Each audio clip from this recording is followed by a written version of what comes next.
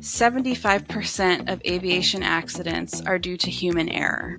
And of those 75%, 60% is due to miscommunication. This is Space for All. Welcome to Space for All. I'm your host, Valerie McKiernan. Today we're talking to Dr. Pierson.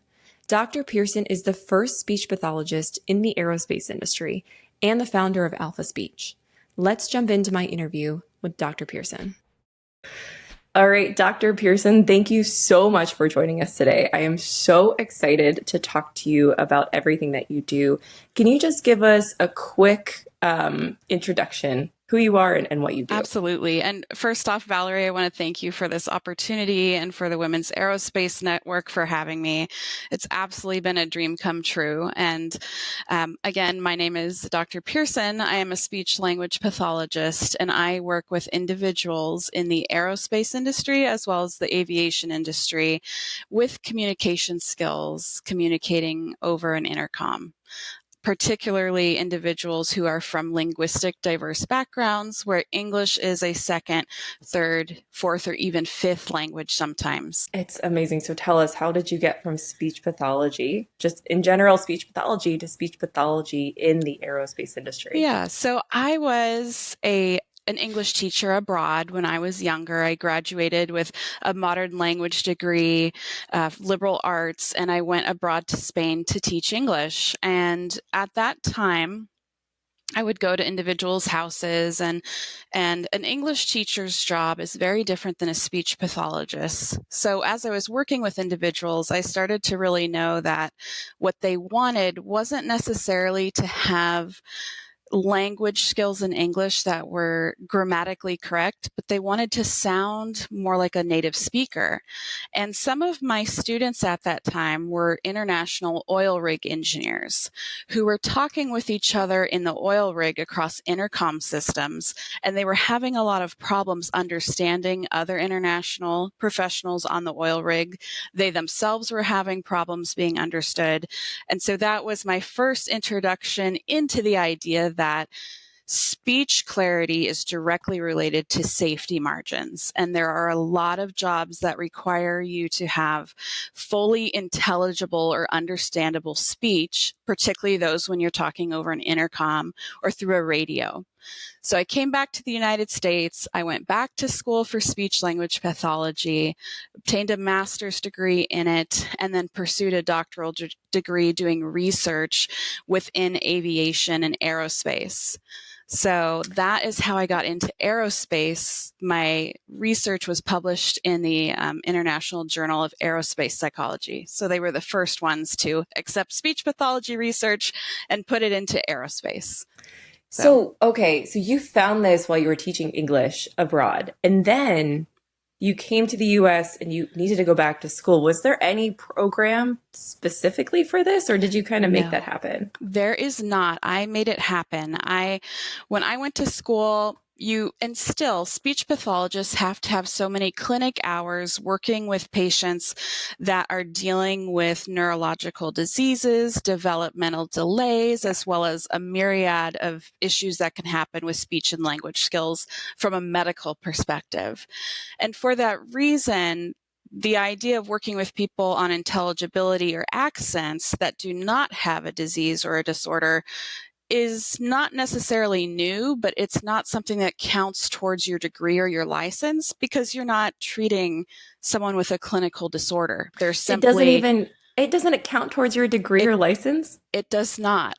It does not. So anything you do for accent modification, which is helping people be understood who speak a non-native language of English, is not counted towards your degree. And therefore, it's very hard for people to become proficient in this practice because how do you learn when there isn't a regulation of how to do this type of work? So I was very interested in it during my master's degree. And so I decided just to pull books and articles for what I could find on it. And one day I was in a coffee shop. I was looking at all this material on top of all the other graduate school coursework. And there was an individual trying to order a coffee in a coffee shop was not going very well. And internally, I was really struggling. Oh, should I approach this person who sounds like a German speaker? Should I not? Is that weird? But ultimately, I went up to this individual, introduced myself, and I said, I'm a speech therapy student. I don't know if I can help you, but if you're interested, I would love to try to help you with improving your speech to be more clear. And so I have been doing this since master's, and then I'm very thankful to find Rocky Mountain University of Health Professions, who allowed me to do the first research study into this area, which is speech pathology methods moving into the aerospace industry. When we're looking at aerospace and aviation, the English standards were created by a sector of the United Nations. They were not created by the United States. And so for professionals who want to pursue aerospace careers, it's simply a requirement, and it relates directly to safety. You mentioned the UN. Is there a specific standard, or what is the standard called that is required? Yes. So the United Nations has a sector of it called ICAO, which is the International Civil Aviation Organization. And now we're talking directly about aviation versus aerospace, but a lot of the rules also apply within aerospace itself. So they got together not that long ago, about 2008, and created English proficiency standards for everybody that wants to be a commercial international pilot, that you must meet several criteria with your language skills to be flying hundreds of passengers throughout a career. Your voice is representing everybody from all over the world, all types of international individuals, and you need to be proficient at language. However, because this is relatively new, we have standards that have been set without a method to necessarily reach those standards. And so, in regards to changing speech, it's not easy. It is not easy. It is comparable to changing how to write with your non-dominant hand. So takes a lot of work. It takes a lot of motivation. And overall, it is quite challenging for individuals to change how they talk. What kicked off the need for English mandates? Continued problems. And big problems. So the English mandates came from airplanes running into each other. The biggest incident happened actually in the 70s in Tenerife, and what we had was a KLM and I believe an American airplane, and they just went right into each other and killed 1,000 people. And it was over the miscommunication of 2 digits. So that is how dangerous, and how there's really just no space for error. And speaking actually of the concept of space, there have been 18 missions on the International Space Station that were ruined over miscommunications in total. 18 missions. Now, the International Space Station is fascinating because it's international, and therefore, what is the language you speak on an International Space Station? Well, NASA has said if it's their mission, then the expectation is English, and the Chinese have said if it's a Chinese mission, then the expectation is Chinese, and the Russians followed suit. And those are the 3 big countries that traditionally have been up in the space station. There has been very interesting accounts of astronauts asking for help with the pronunciation side of language, whether that's English, Russian, or Chinese. Okay. And the response to that has been, you are an astronaut. You are not a normal person. You will figure it out.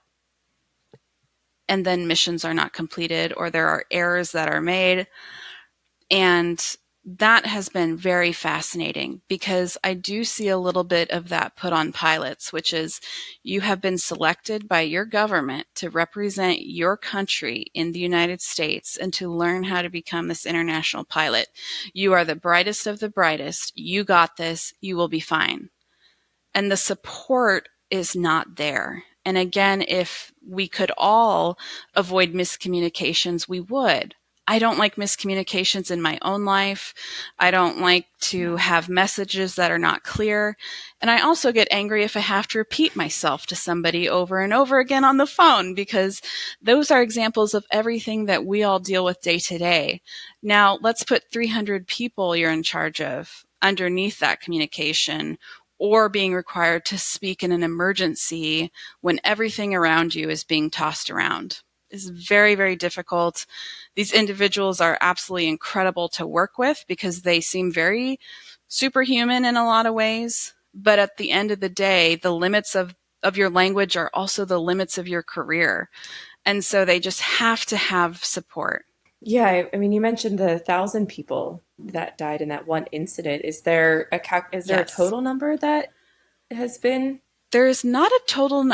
I do believe it does exist Okay. somewhere, but I have not had access to I mean, that. if that's just one incident, I So can't even imagine. it's a total of 30,000 accidents due to human error within aviation, according to the National Transportation Bureau.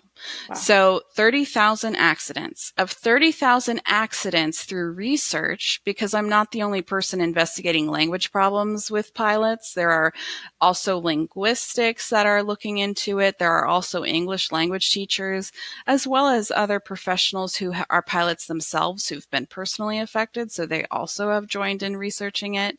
I'm just the first speech therapist to look at it. But what the individuals have come up with is that 75% of aviation accidents are due to human error. And of those 75%, 60% is due to miscommunication. Wow. And that includes speaking English with another native English speaker, because miscommunications happen and you're trying to fly a plane, you're trying to navigate the plane, and you're trying to speak and listen at the same time. It is really the pressure and the expectation on individuals really is incredible. I do believe that my field, speech language pathology, is the answer. That is what we do about it. You take experts in how you change how you speak more clear. They can absolutely help solve this problem. Can you give us some examples of professions that would be looking for this sort of help or work? Absolutely. So the first one always that comes to mind are pilots. The individual in the coffee shop that I had mentioned was a helicopter pilot student.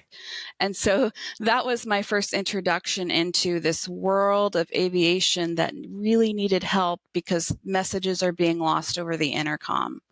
So we have pilots are one. The second is air traffic controllers.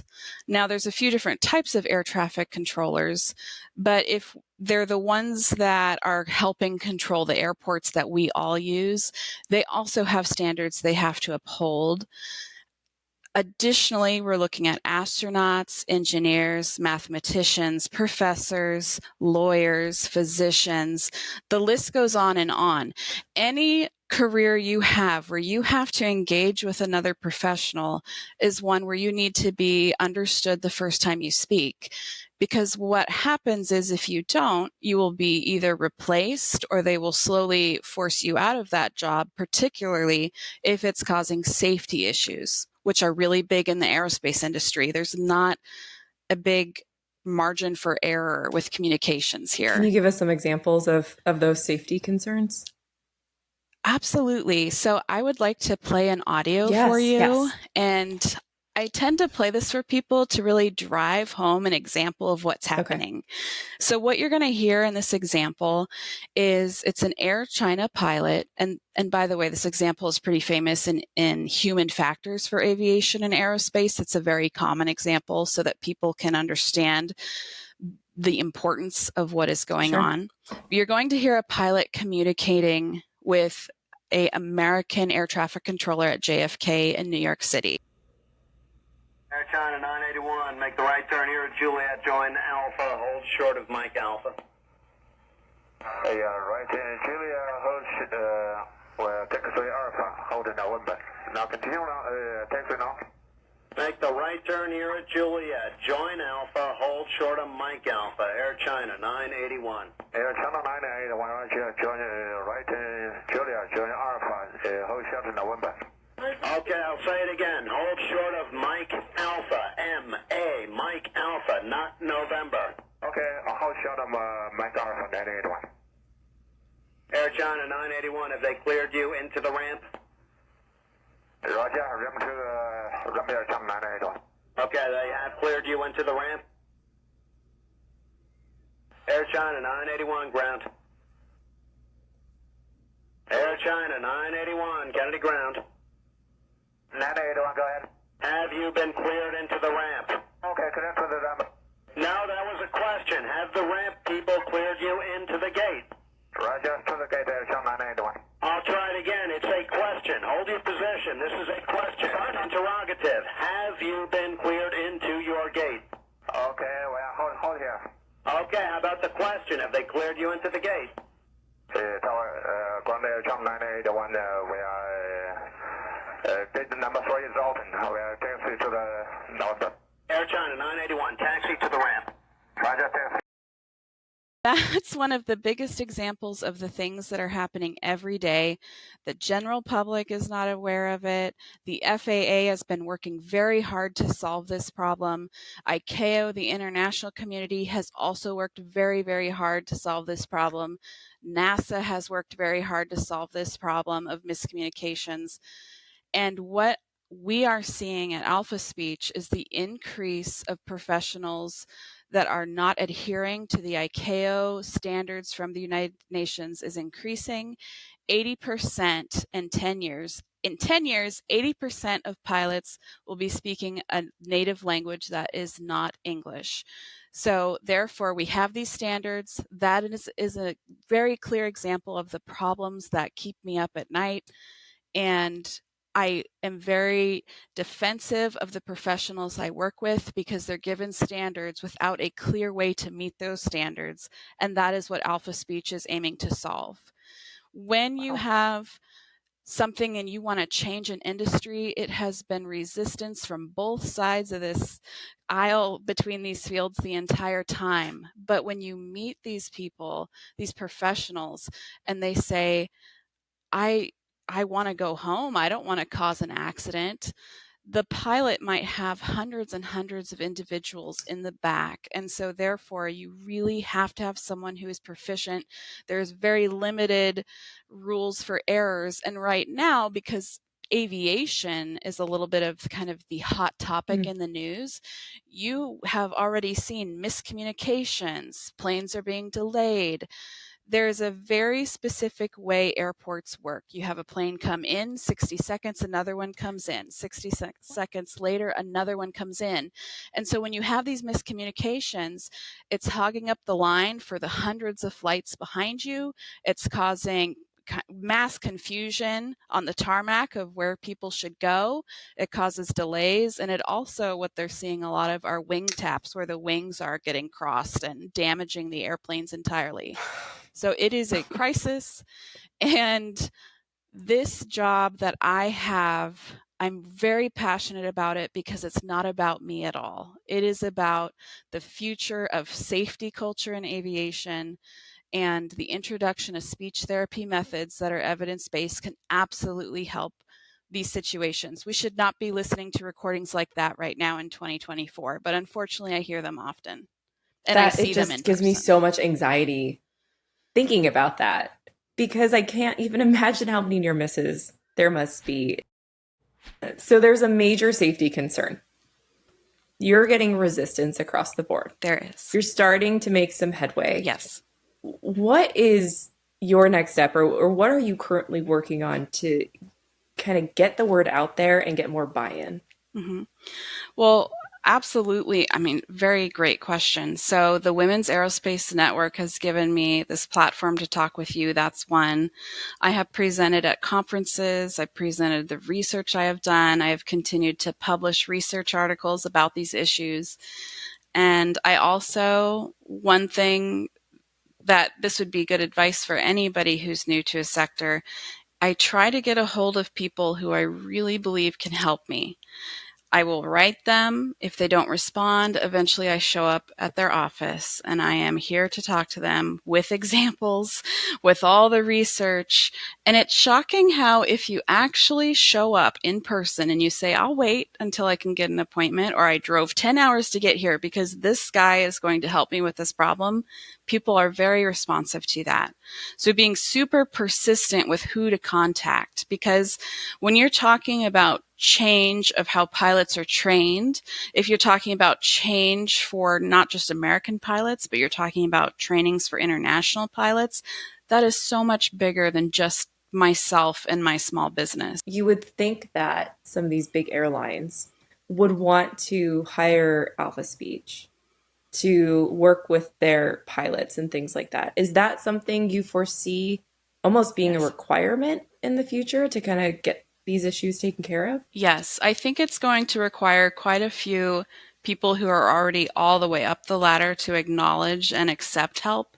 The feedback I get from a lot of companies is, well, we already have a program for that.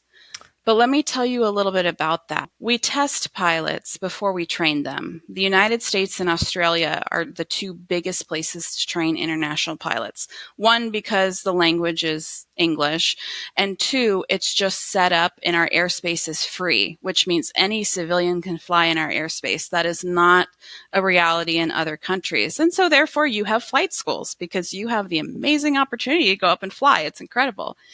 But what I really want to drive home is the way that student pilots are being admitted into aviation schools is through tests that involve reading and writing. And a speech therapist looks at that and says, well, what about the speaking? The airlines have told me we don't necessarily need this service because we get these particularly younger pilots and more diverse pilots in from flight schools, so they have already been passed. Got it. And so we have people passing, but the issues are on the uptick. They're just getting worse and worse and worse. And I have had the absolute pleasure of talking and working with the FAA a little bit, just talking with them about some of these issues. And they acknowledge it, like there's certain areas of the U.S. they won't fly in themselves. Wow. Because they know that there's issues. The NTSB, the National Transportation Safety Bureau, they also have said we're waiting for a major accident. It's coming. And yikes. Yes, I feel yikes. I feel a lot of other things as well. And when you hear this, but there's so much resistance to change how we're training pilots, it's very frustrating. So just to go back to make sure I understand, you are graded, I'm going to call it graded, as proficient before you start, before you get into flight school? In a way. So it's like if you were to go to medical school and you have to take the MCAT before you get in. And the real problem that not just I'm seeing at Alpha Speech, but that flight schools are seeing and admitting to, it is a test that is based on reading and writing. But what I have seen is a lot of people show up to the United States, they've passed the test, they've done well, and all of a sudden they're on the chopping block because they are not understood.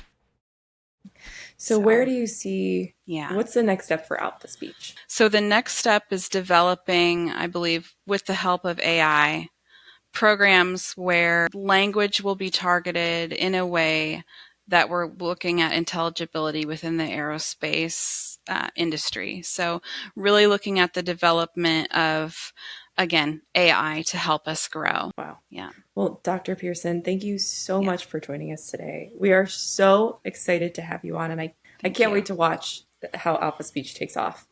Thank you so much, Valerie. It's such an honor to be here, really. Thank you for joining us today on the Space for All podcast, brought to you by the Women's Aerospace Network. You can subscribe to our podcast on Spotify or iTunes, and you can watch full episodes on YouTube. For more information on the Women's Aerospace Network, visit womensaerospace.com or follow us on social media.